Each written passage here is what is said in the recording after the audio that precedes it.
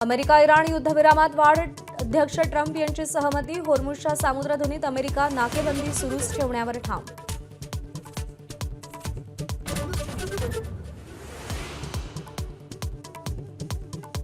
Donald Trump यांची शस्त्रसंधी इराणनं फेटाळली. पराभूतांना अटीशर्ती ठेवण्याचा अधिकार नाही. इराणी संसद अध्यक्षांचे सल्लागार मेहदी मोहम्मदींचं वक्तव्य.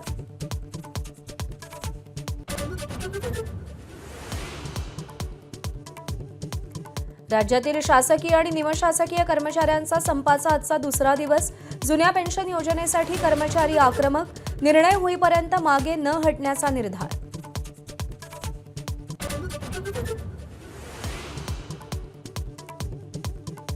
भोंदू अशोक खरातची पत्नी कल्पना खरातच्या अटकपूर्व जामीन अर्जावर आज सुनावणी. याआधी 2 वेळा सुनावणी पुढे ढकलली होती.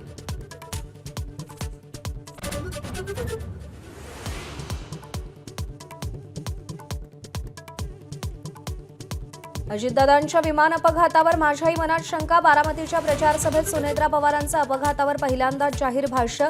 तर सत्य बाहेर येईपर्यंत शांत बसणार नाही, मुख्यमंत्र्यांचा पुनरुच्चार.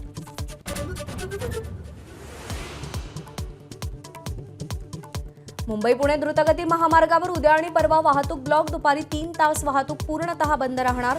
बंद काळात पर्यायी मार्ग वापरा असं आवाहन. पहलगामवरच्या हल्ल्याला आज 1 वर्ष पूर्ण. वर्षभरानंतरही हल्ल्याच्या आठवणी देशवासियांच्या मनात ताज्या. ऑपरेशन सिंदूरच्या पराक्रमानं काही अंशी जखम भरली.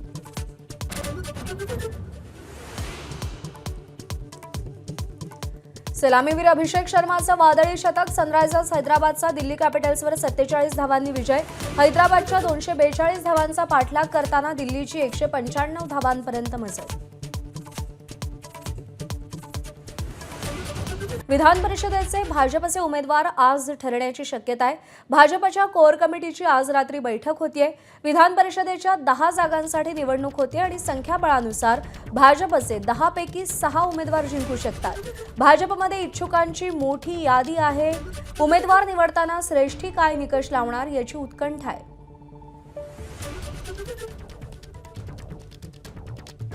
तर कोण कोण इच्छुक आहे? माधवी नाईक, राजेश पांडे, रणजितसिंग निंबाळकर, राम सातपुते, संजय काका पाटील, संजय केणेकर.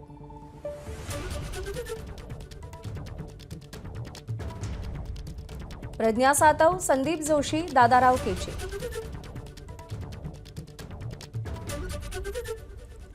अभिषेक मुठाळ आपले प्रतिनिधी आपल्याला या सगळ्या संदर्भात अधिक अपडेट देतील.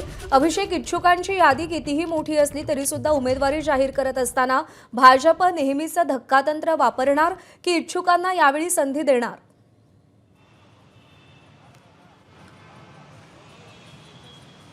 नक्कीच आज विधान परिषदेसाठी आपल्याला खलबत होताना दिसेल. मुख्यमंत्र्यांच्या वर्षा निवासस्थानी रात्री 10 वाजता ही बैठक आपल्याला कोअर कमिटीचे पार पडताना दिसणार आहे. आणि त्यामुळे एकूण विधान परिषदेच्या 9 जागा आणि 1 पोटनिवडणुकीची जागा अशा एकूणच 10 जागांसाठी आपल्याला ही निवडणूक पार पडताना दिसेल.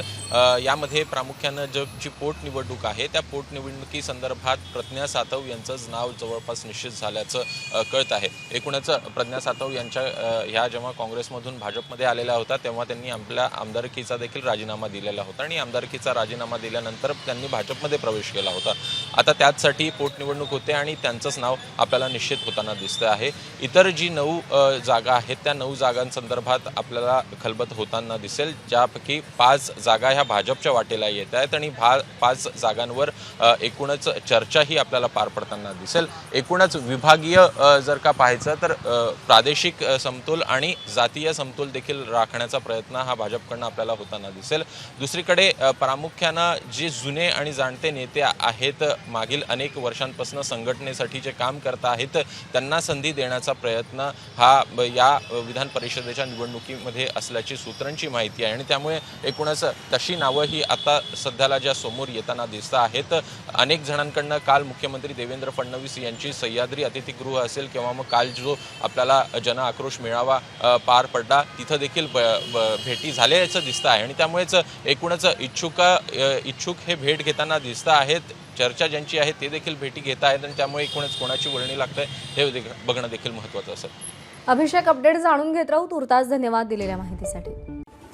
ड्रग्ज सप्लायर अश्विनी पॉलचा माग काढणं हे पोलिसांसाठी मोठं आव्हान होतं, पण त्यांनी भन्नाट शक्कल लढवली. पालिका सर्वेच्या नावाखाली टिटवाळा येथील पद्मावती कॉम्प्लेक्समध्ये त्यांनी प्रवेश केला. अखेर अश्विनीचं घर सापडलं आणि लगेच छापा घातला गेला. तेव्हा अश्विनीनं स्वतःला बार गर्ल असल्याचं सांगितलं, पण पोलिसांचं लक्ष घरातील कचऱ्याच्या डब्याकडे गेलं आणि डबा उघडताच त्यात लपलेले 6 कोटींच्या 5000 एक्स्टसी गोळ्यांचं गुपित समोर आलं. चौकशीत तिचा लिव्ह इन पार्टनर अमीर सय्यद हा ड्रग्ज पुरवठा करत होता आणि अश्विनी त्याची विक्री करायची. मंगळवारी रात्री उशिरा अमीरलाही अटक करण्यात आली आहे. अमीर आणि अश्विनी दोघं मिळून रॅकेट चालवत होते. अमीरच्या चौकशीतून याच्या पुढची लिंक हाती लागण्याची शक्यता वर्तवली जाते. अश्विनी 2 महिन्यांपूर्वीच टिटवाळा इथल्या घरामध्ये भाड्यानं राहण्यास गेली होती. पोलीस उपायुक्त नवनाथ ढवळे यांच्या मार्गदर्शनाखाली घाटकोपर कक्षाचे वरिष्ठ पोलीस निरीक्षक अनिल ढोले आणि पथकानं तिचा शोध सुरू केला. यावेळी 2 पोलिसांच्या पथकानं पालिका अधिकाऱ्यांच्या बहाण्यानं सर्व्हे सुरू केला. कोणालाही काही माहिती लागू न देता ते अश्विनीच्या घरापर्यंत पोहोचले. अश्विनीचं घर सापडल्याचा ग्रीन सिग्नल मिळताच पथकानं छापा टाकत झाडाझडती सुरू केली. या कारवाईनं अश्विनीचा गोंधळ उडाला. मात्र सुरुवातीला तिनंही आपण फक्त बार गर्ल असेपर्यंतची ओळख पुढे आणली. पोलिसांनी तिचं संपूर्ण घर पिंजून काढलं, मात्र हाती काहीच लागलं नाही. अखेर पोलिसांचं लक्ष कचऱ्याच्या डब्याकडे गेलं आणि त्यांनी तो उघडताच हाती 6 कोटींचे ड्रग्ज लागल्यानं अश्विनीचं बिंग फुटलं.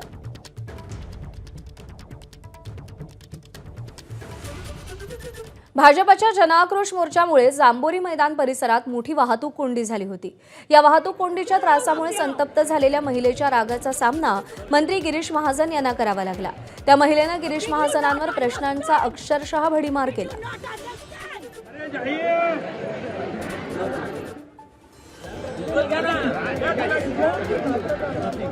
What is wrong with you? There are hundreds of people waiting. There is an empty ground there. Madam. There is an empty ground. Yes. Get out of here. Standing there. हाँ पढ़ाओ. Yes. I want traffic moving. Wherever you want. वहाँ मैदान में जाइए, road पर नहीं. मैं यहाँ पे 4 बार police से बात कर चुकी हूँ. Listen, enough. Get out of here. You want to shout? There is a big field there. Shout there. Standing there. किसी से बात नहीं करनी है. आप कहाँ रहते हैं? यहाँ रहते हैं. चलो आपका क्या प्रॉब्लम है? मुझे प्रॉब्लम है कि मैं इस रोड पर चलो, 1 घंटे से ज्यादा खड़ी हूँ. क्यों खड़ी हूँ? कहाँ पे वहाँ व्हीकल है आपका? चलो आवाज कम करो. आवाज कम करो. आवाज कम करो.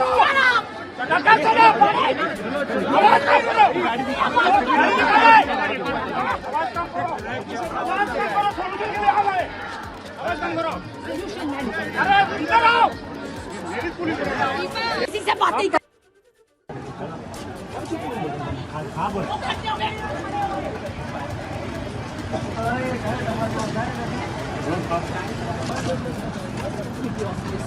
अरे निकल जाएगा.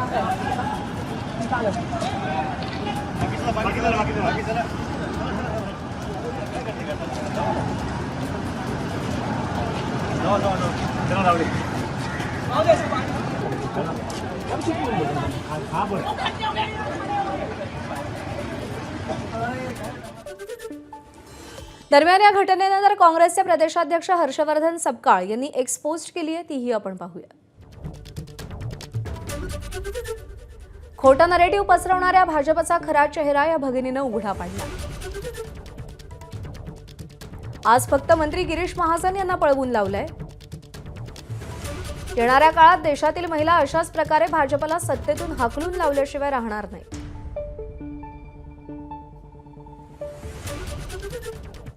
तर भाजपच्या फेक नरेटिव्हला जनता कंटाळली अशी टीका काँग्रेसचे आमदार नाना पटोले यांनी केली आहे.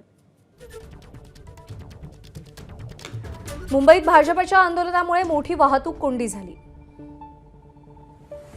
वाहतूक कोंडीनं त्रस्त झालेल्या महिलेनं थेट मोर्चात जाऊन गिरीश महाजन यांना खडे बोल सुनावले.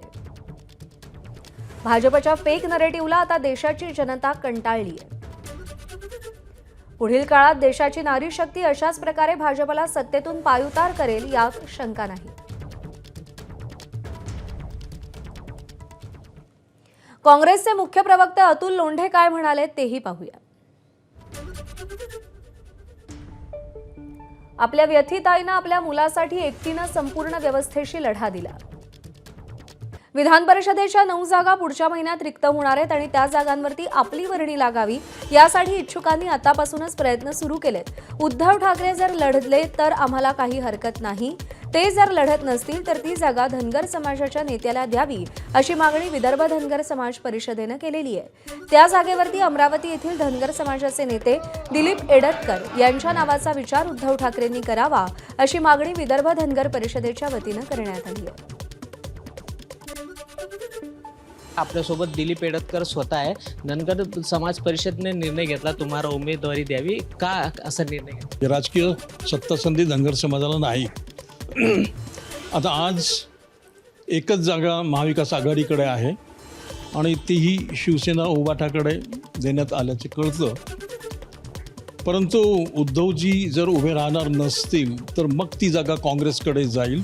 इतिहासात जर आपण गेलो तर 1990ला बाळासाहेब ठाकरेंनी माझ्या वडिलांना म्हणजे लक्ष्मणराव एडतकरांना विधान परिषदेची उमेदवारी जाहीर केली होती. कारण तत्पूर्वी ते लोकसभा लढले, त्यात पराभव झाल्यामुळे बाळासाहेबांनी धनगर समाजाला जोडण्यासाठी धनगर समाजाचे तेव्हाचे नेते लक्ष्मणराव एडतकर यांना MLCची जागा ऑफर केली होती. पण नंतर ते होऊ शकलं नाही आणि ही बाब सर्व आमदारांच्या समोर, जिल्हा प्रमुखांच्या समोर बाळासाहेबांनी जाहीर केली होती. त्यामुळे बाळासाहेबांनी माझ्या वडिलांना म्हणजे लक्ष्मणराव एडतकरांना दिलेलं वचन आता उद्धवजी ठाकरे यांनी पाळावं आणि धनगर समाजाला विदर्भात न्याय द्यावा, विधान परिषदेची उमेदवारी द्यावी आणि लक्ष्मणराव एडतकरांना दिलेलं वचन त्यांच्याकडे कॅरी फॉरवर्ड झालं असल्यामुळे त्यांनी ते पाळावं. होते धनगर समाजाचे नेते दिलीप एडतकर. कॅमेरामॅन अमोल देशमुखचा प्रणय निर्माण, ABP माझा, अमरावती. भाजपच्या जनआक्रोश मोर्चामुळे जांभोरी मैदान परिसरात मोठी वाहतूक कोंडी झाली होती. या वाहतूक कोंडीच्या त्रासामुळे संतप्त झालेल्या महिलेच्या रागाचा सामना मंत्री गिरीश महाजन यांना करावा लागला. त्या महिलेनं गिरीश महाजनांवर प्रश्नांचा अक्षरशः भडीमार केला.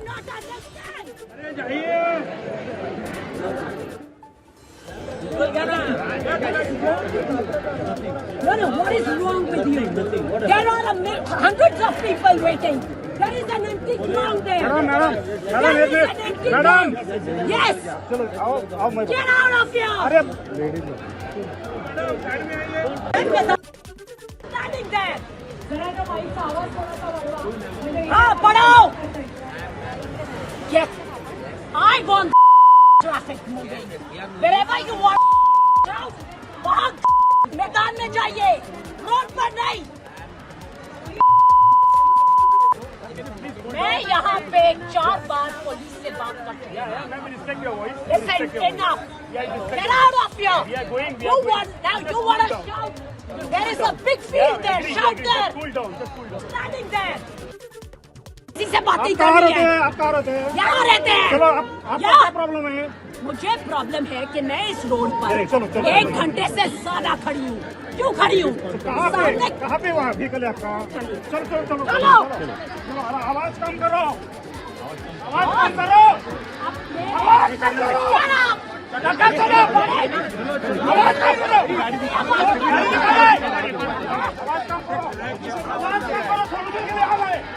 आवाज कम करो. किसी से बात नहीं कर.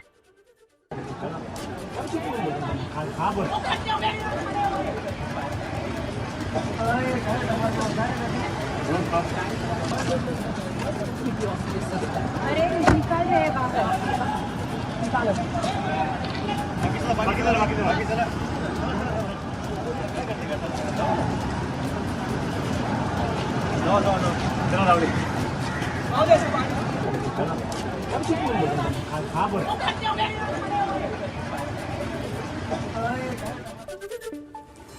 दरम्यान या घटनेनंतर काँग्रेसचे प्रदेशाध्यक्ष हर्षवर्धन सपकाळ यांनी एक्स पोस्ट केली आहे, तीही आपण पाहूया.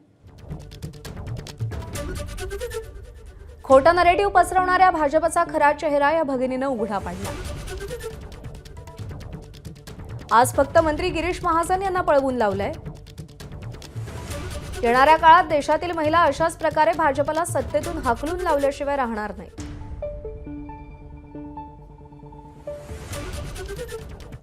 तर भाजपच्या फेक नरेटिव्हला जनता कंटाळली अशी टीका काँग्रेसचे आमदार नाना पटोले यांनी केली आहे. मुंबईत भाजपच्या आंदोलनामुळे मोठी वाहतूक कोंडी झाली. वाहतूक कोंडीनं त्रस्त झालेल्या महिलेनं थेट मोर्चात जाऊन गिरीश महाजन यांना खडे बोल सुनावले. भाजपच्या फेक नरेटिव्हला आता देशाची जनता कंटाळली आहे. पुढील काळात देशाची नारी शक्ती अशाच प्रकारे भाजपला सत्तेतून पायउतार करेल यात शंका नाही. काँग्रेसचे मुख्य प्रवक्ते अतुल लोंढे काय म्हणाले तेही पाहूया. आपल्या व्यथित आईनं आपल्या मुलासाठी एकटीनं संपूर्ण व्यवस्थेशी लढा दिला.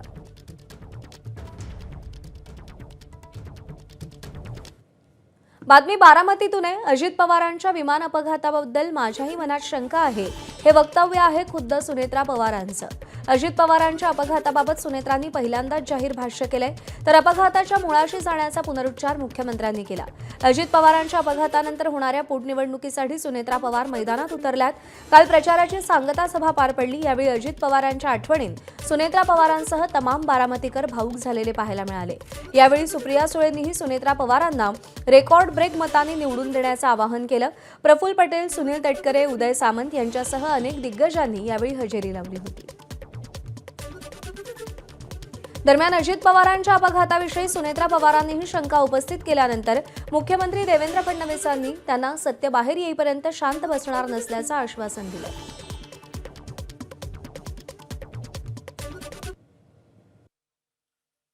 आदरणीय दादांच्या दुर्दैवी अपघाताबाबत अनेकांच्या मनामध्ये शंका आहेत.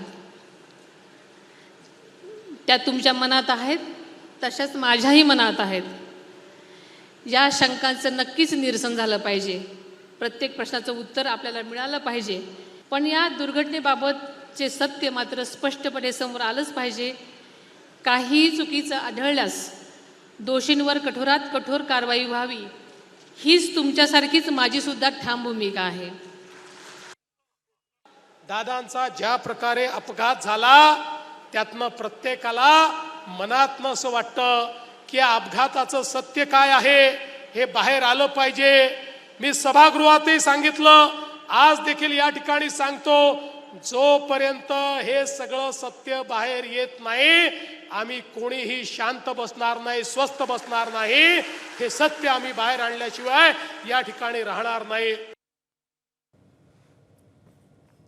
राहुरी विधानसभा निवडणुकीच्या प्रचार तोफा काल थंडावल्या. प्रचाराच्या शेवटच्या दिवशी शरद पवारांच्या राष्ट्रवादीचे उमेदवार गोविंद मोकाटे यांची राहुरी शहरात सांगता सभा झाली.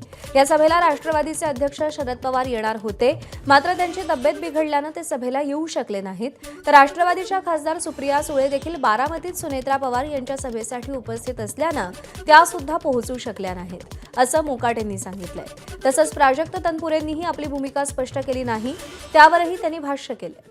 देशाच्या आर्थिक राजधानीसह संपूर्ण राज्य तसंच देशाला सध्या सायबर गुन्हेगारीनं विळखा घातलाय. 2025 मध्ये मुंबईकरांनी ऑनलाईन फ्रॉडमध्ये 1000 कोटी गमावले. गमावलेल्या 1000 कोटींपैकी फक्त 110 कोटी रुपये पोलिसांनी पुनर्प्राप्त केले किंवा फ्रीज केले. मुंबई पोलिसांच्या माहितीप्रमाणे 4825 सायबर गुन्ह्यांची नोंदणी 2025 मध्ये झाली. मागच्या काही वर्षातला हा आकडा सर्वाधिक होता.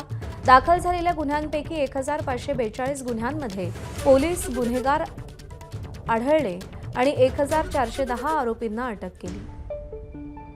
नाशिककरांना पाणी कपातीचा सामना करावा लागणार आहे. आठवड्यातून 1 दिवस पाणी बंद होण्याची शक्यता आहे. जलसंपदा विभागाच्या महापालिकेला पाणी जपून वापरण्याच्या सूचना आहेत. 31 ऑगस्टपर्यंत पाणीसाठा पुरवण्याचं आव्हान आहे.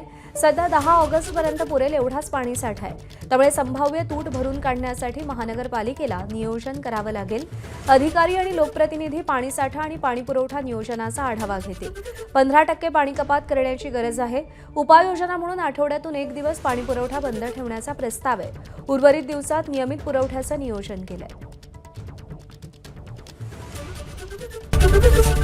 एबीपी माझा, उघडा डोळे बघा नीट.